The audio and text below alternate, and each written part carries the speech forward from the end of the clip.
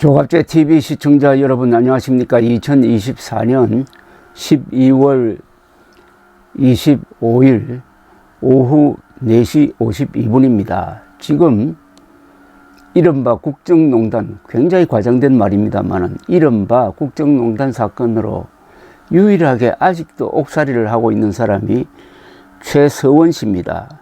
이름을 바꾸기 전에 이름은 최순실 씨인데 지금 68세입니다. 이분은 아직도 옥살이를 하고 있습니다. 2016년에 구속이 되었으니까 벌써 몇 년입니까? 8년째입니다. 그런데 다른 사람들은, 관련자들은 다 사면 복권이 되었습니다. 뭐 주범이라고 볼 수 있는 박근혜 전 대통령까지. 그런데 주범은 사면 복권되고 종범은 아직도 옥살이를 하고 있는데 아무도 신경을 써주지 않습니다. 작년에 이경재 변호사가 기자회견을 통해서 최서원 씨의 애절한 호소문을 소개한 적이 있습니다만 이게 효과가 없었어요. 사실은 작년에 사면 복권해 줬어야 맞습니다. 그런데 올해는 또 사정이 더 나빠졌네요. 윤석열 대통령이 지금 직무정지가 되는 바람에 한덕수 국무총리 겸 권한대행이 사면 복권을 어떻게 해줄지 지금 그게 좀 불투명합니다. 성탄절은 지났고 새해를 맞아서 해준다? 그런 경황이 있을지. 그러되면 또 한 해를 넘기게 되는 게 최서원 씨의 신세인데 여기 또 참 이상한 악연이 하나 기다리고 있습니다. 이상한 악연인지 인연인지. 만약 윤석열 대통령에 대한 이 공수처의 수사가 내란 우두머리 혐의로 집중될 때 구속영장이 청구되지 않을 수 없을 것입니다. 왜냐하면 이미 내란죄 혐의로 계엄사령관을 했던 육군참모총장, 수방사령관, 특전사령관, 방첩사사령관, 정보사령관 등이, 그리고 경찰청장, 서울경찰청장, 군과 경찰의 수뇌부가 숙대밭이 되면서 핵심 인물들이 다 구속이 되었습니다. 지금 수사기관이 짜놓은 그 구도에 보면은 윤석열 대통령은 내란 수괴를 요새는 우두머리라고 합니다. 내란 우두머리로 지금 위치를 잡고 있는데 그 밑에 있는 분들은 다 구속이 됐습니다. 그러면은 검찰이 구속영장을 청구를 할 때 판사가 영장 발부하지 않기가 어려울 겁니다. 현직 대통령이므로 이 나라 체면을 위해서도 불구속 수사를 해야 된다는 주장은 할 수 있지만은 이 사건의 논리상 종범에 해당하는 사람들 그리고 중요 임무 종사자들이 다 구속이 되었는데 우두머리 혐의를 받고 있는 사람이 구속 안 된다? 어려울 거예요. 그래서 만약 윤석열 대통령이 구속이 된다면은 그때까지 최서원 씨가 사면 복권되지 않는다면은 최서원, 윤석열 두 사람은 같이 감옥살이를 하는 경우가 됩니다. 최서원 씨와 박근혜 씨를 한나라로 엮기 위해서 이른바 공동지갑론 또는 공동경제론이라는 게 있었어요.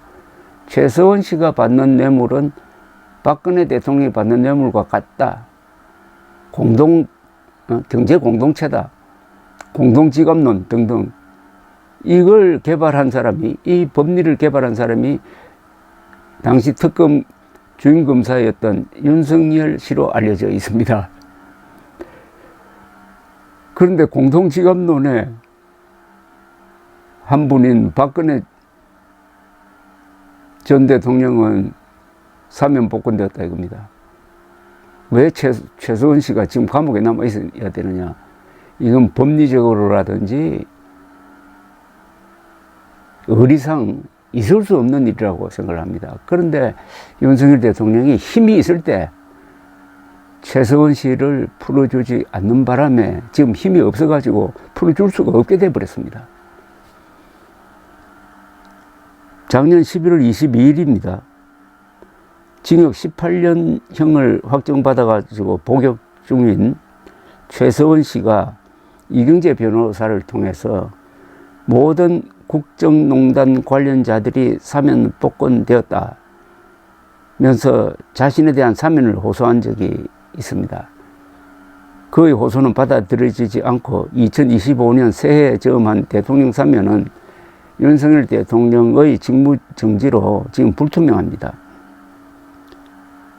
작년에 최서원 씨 측 법률 대리인 이경재 변호사는 기자회견을 갖고 최서원 씨가 쓴 입장문을 발표한 적이 있습니다. 이 입장문에서 최 씨는 나의 사면에 대하여 정치인들과 여당에서 누구 하나 나서주지 않는 상황에서 스스로 사면 요청서를 쓰는 것이 유일한 길이라고 생각했다고 했습니다. 애절하게 들렸습니다.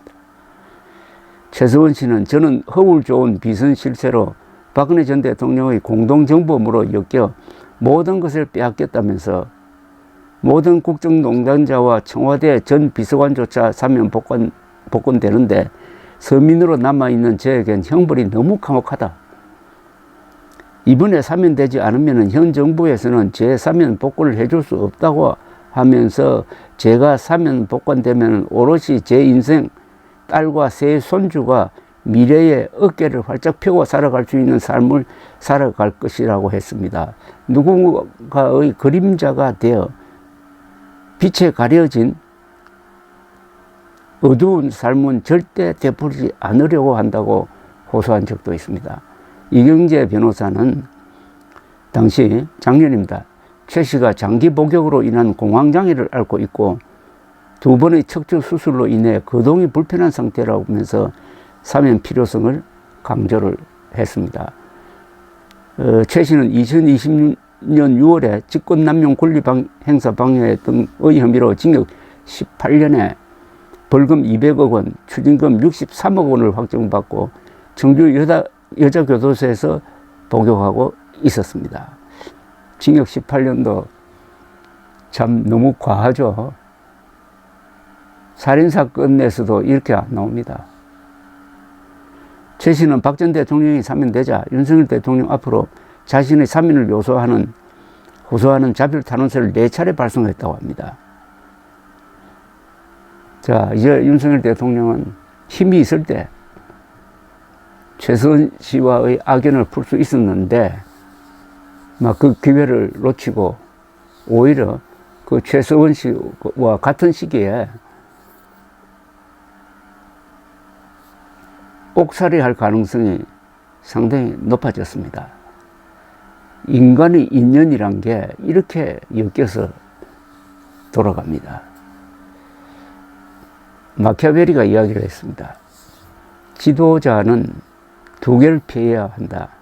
경멸을 받는 것과 원한을 사는 것이다. 감사합니다.